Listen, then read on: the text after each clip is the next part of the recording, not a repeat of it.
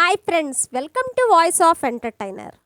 దర్శకరత్న దాసరి నారాయణరావు గురించి పార్ట్ 1 చేశాను ఫ్రెండ్స్ ఇదివరకు. ఇప్పుడు పార్ట్ 2 చేస్తున్నాను.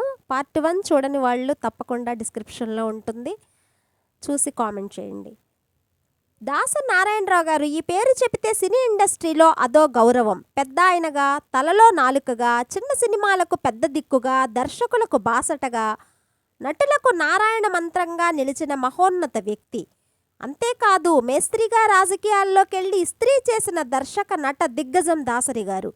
దాసరి అనేది పేరు కాదు, ఒక బ్రాండ్గా తెలుగు సినీ చరిత్రలో ఆయనకంటూ పేజీలు ఏర్పాటు చేసుకున్న అతి కొద్ది మంది దర్శకుల్లో ఆయన ఒకరు. తెలుగు ఇండస్ట్రీలో ఎంతోమంది చేత గురువు అని పిలిపించుకున్న లెజెండ్ దాసరి గారికే దక్కింది. ఎన్నో అద్భుతమైన పాత్రలు, record breaking collections, awards, rewards ఆయన సొంతం. ఆయన హ్యాండ్ వేస్తే స్టార్ సూపర్ స్టార్స్ అయ్యారు. ఆయన పాత్ర చిత్రణ చేపడితే బొబ్బిలి పులిలా గాండ్రిస్తుంది. తాతా మనవడితో స్టార్ అయిన సినీ ప్రస్థానం అదే తాతా మనవడి నేపథ్యంలో తెరకెక్కిన ఎర్రబస్సు సినిమాతో ముగిసింది. 40 ఏళ్లకు పైగా సినీ ప్రస్థానం, 151 చిత్రాలకు దర్శకత్వం, 54 సినిమాల నిర్మాణం, 250 చిత్రాలకు పైగా సంభాషణలు.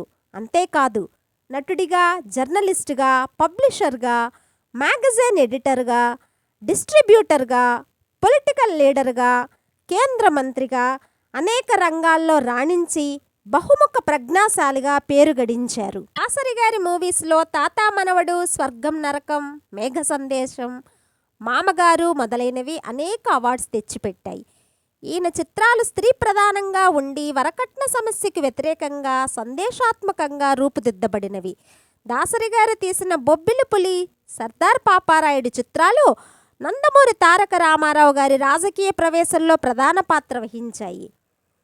ఎన్నో బంగారు నందులు, ఉత్తమ దర్శకుడి award 6 times, super director award 3 times, అలాగే తెలుగు చిత్రరంగానికి చేసిన సేవలకు గాను ఆంధ్ర విశ్వవిద్యాలయం నుండి గౌరవ డాక్టరేట్ కూడా సాధించారు. రాజకీయ ప్రస్థానంలో రాజీవ్ గాంధీ గారి టైంలో కాంగ్రెస్ పార్టీ తరపున చురుకుగా పాల్గొన్నారు. రాజీవ్ హత్యానంతరం పార్టీ కాస్త దూరం జరిగి 1990లో ఎండింగ్లో తెలుగు తల్లి అనే ఒక రాజకీయ పార్టీని కూడా స్టార్ట్ చేశారు. ఇది కోస్తాలో మంచి ఆదరణ పొందింది. తర్వాత బొగ్గు గనుల శాఖకు కేంద్ర మంత్రిగా కూడా వర్క్ చేశారు దాసరి గారు. దాసరి నారాయణరావు గారు సోనియా గాంధీకి మంచి సన్నిహితులు.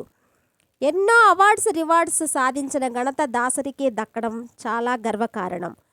ఇలాగా ఇంకా ఆయన సాధించాల్సింది ఏమీ లేదు కదా ఫ్రెండ్స్. దాసరి గారు అన్నీ సాధించేశారు. ఇలా దాసరి గారు తీవ్ర అనారోగ్యంతో బాధపడుతూ సికింద్రాబాద్ కిమ్స్లో 2017 మే 30న మరణించారు. Thank you for watching.